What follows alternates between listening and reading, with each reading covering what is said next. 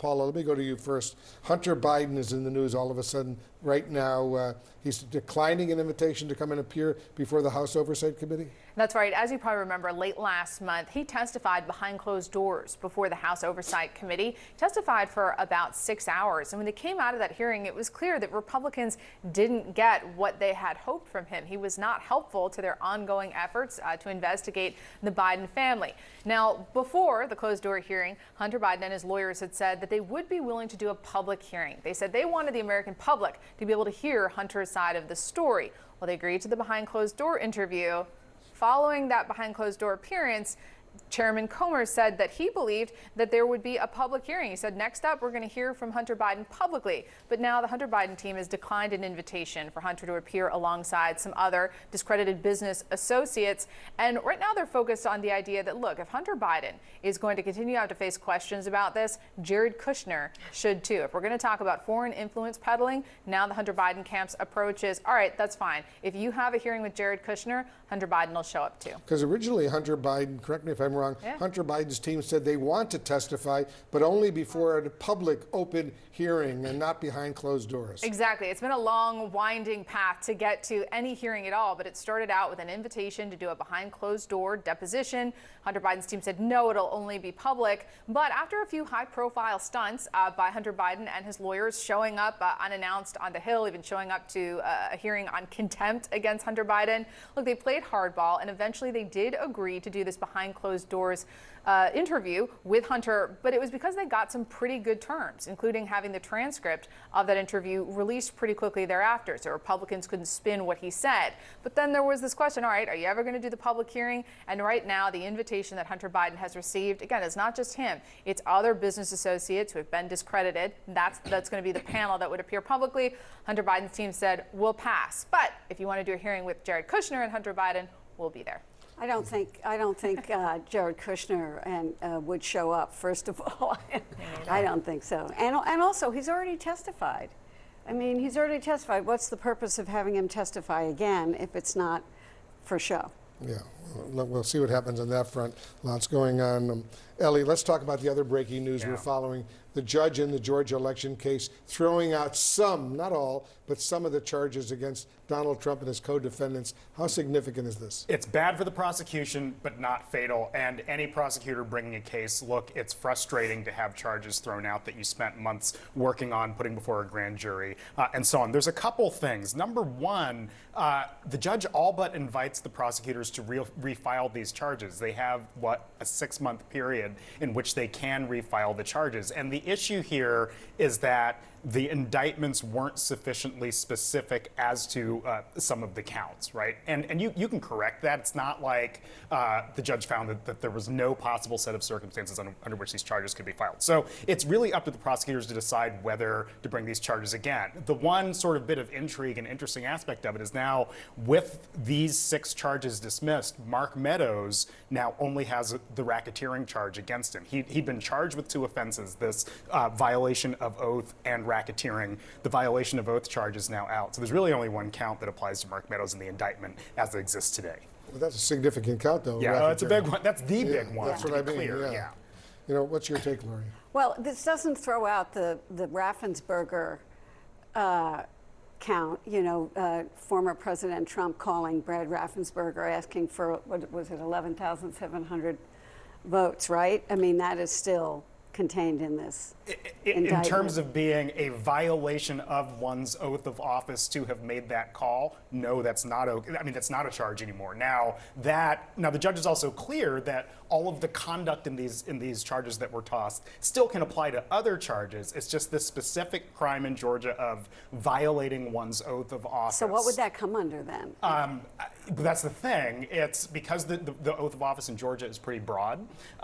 This prosecutors didn't say what aspect of their oath was violated here. Was it, I don't know, pledging to take care and defend and protect the Georgia state constitution or whatever else? All prosecutors have to do, if they wish to proceed, is just say, we are charging you with the crime of violation of your oath because on this date, this is the way you broke the oath that you swore to, and it would probably stand up in court. Sure, Michael, how do you see it?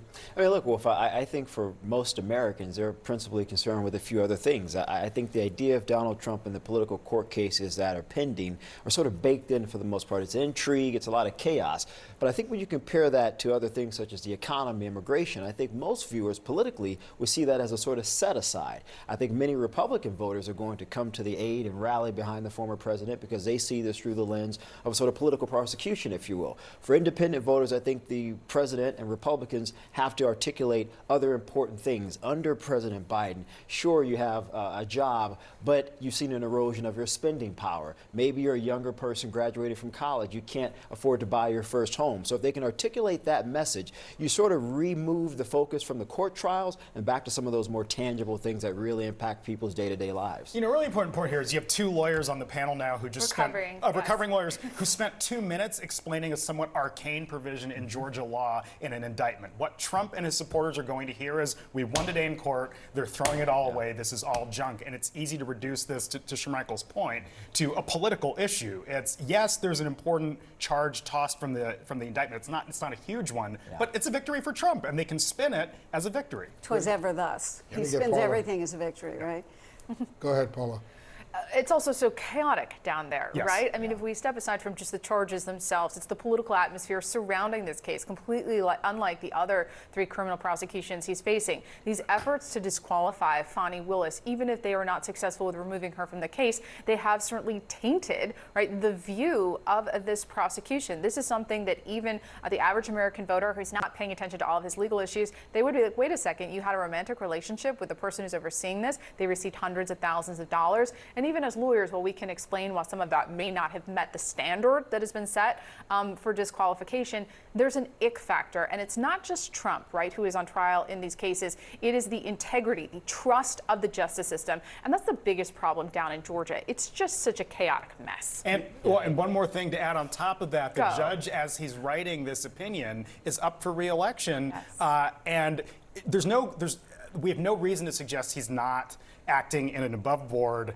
proper manner, calling balls and strikes as he sees them, but he's still in a political campaign himself. Just gave a public interview. Just gave a public interview, and that's the great tragedy in many jurisdictions in this country, that you make judges run. I thought that as was pretty politicians. extraordinary for this judge in a high-profile sitting trial like this is doing public interviews, in effect campaigning for his re-election. It's mind-boggling. We've also seen 2 political challengers, potentially to Fani Willis, that have come out and said that they're going to challenge her because they now don't believe that she has the best interest or the ability to really lead. And so you are seeing, to Paula's point and also to your point, the politicization of this, of people saying, wait a minute here, if I was on my job, would I still have a job if I displayed this type of behavior? Yeah. I think the answer is no. Yeah. Paula, there's going to be an interesting development tomorrow. Trump is expected to be in court. Tell us about that. So this is for the Mar-a-Lago classified documents case, the allegations that he mishandled those documents and tried to obstruct efforts to get them back.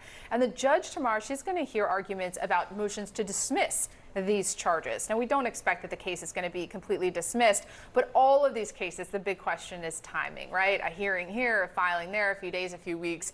The goal of the Trump team is and has always been to get the 2 federal cases, of which this is one, pushed past the election. Why do they want to get it pushed past the election? Well, if Trump is reelected, he can make both of those cases go away. So what we're watching for tomorrow is we don't really expect the charges will be dismissed. We're looking for any clues as to when this case is going to go to trial. Because I was there a week or 2, I lose track, down in Fort Pierce when the judge was hearing arguments about how far back to delay this case. So what we're really watching down there is when Eileen Cannon, the judge, the Trump-appointed judge, puts this case on the trial, so on the calendar. Because again, it's getting pretty close to the election. But I will say something that was really interesting last time I was down there is the Justice Department revealed that they are open to bringing that case even within the 2 months before the election. That was an open question. How close to the election are you willing to go?